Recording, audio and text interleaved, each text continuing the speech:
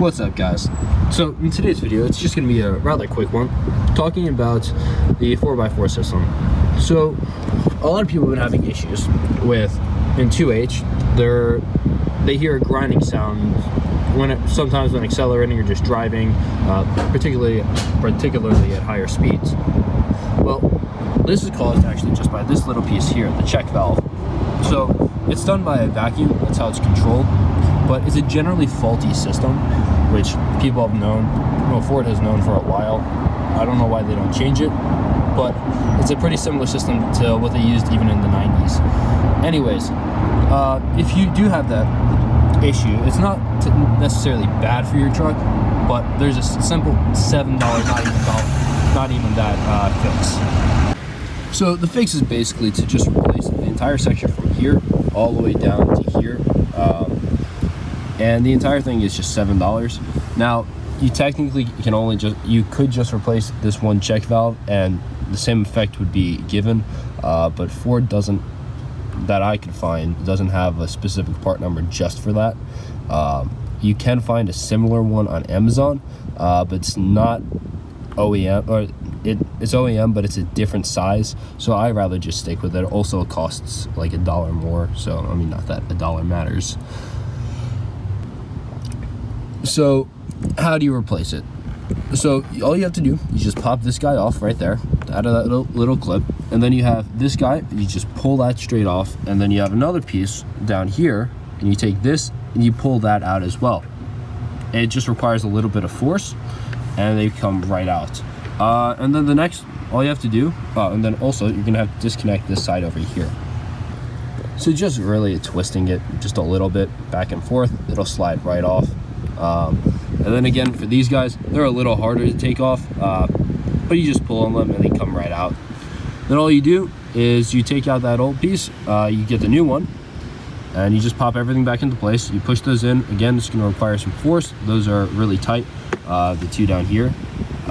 This guy, again, just relatively easy. Make sure you pop it back into its clip, slide the hose back on, and you're done. And just so you can see, this was actually my old check valve, which I replaced with a new one. Well, also tubing, but yeah, I mean, it's not obvious what's wrong with the check valve, something internal, but yeah, $7 fix.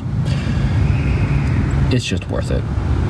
You end up actually saving money on not the part, well, I mean, yeah, the part, but also gas money to actually get to your dealer, and then also the time it takes for them to diagnose the issue and tell you whether you do or do not have an issue, which yes, you do, and then their actual time to install it, which isn't long, but they have to find a time in their schedule and all that. It just makes sense to do it yourself.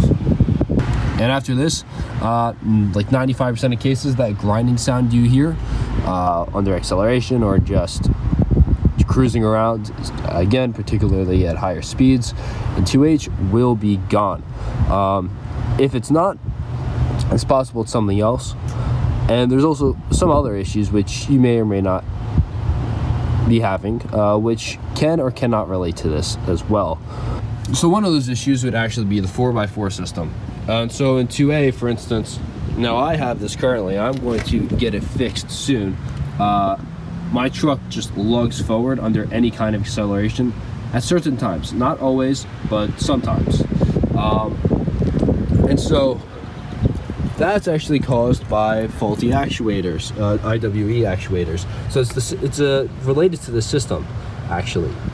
So what goes on with that? Well, those actuators are what control the locking mechanism from the wheel to the actual 4x4 system to the differential. So if you get a lugging forward, it's more than likely that actuator is busted.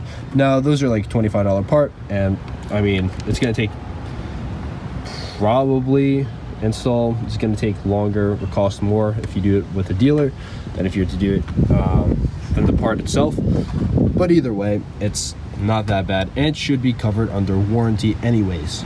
So that's really it for this video.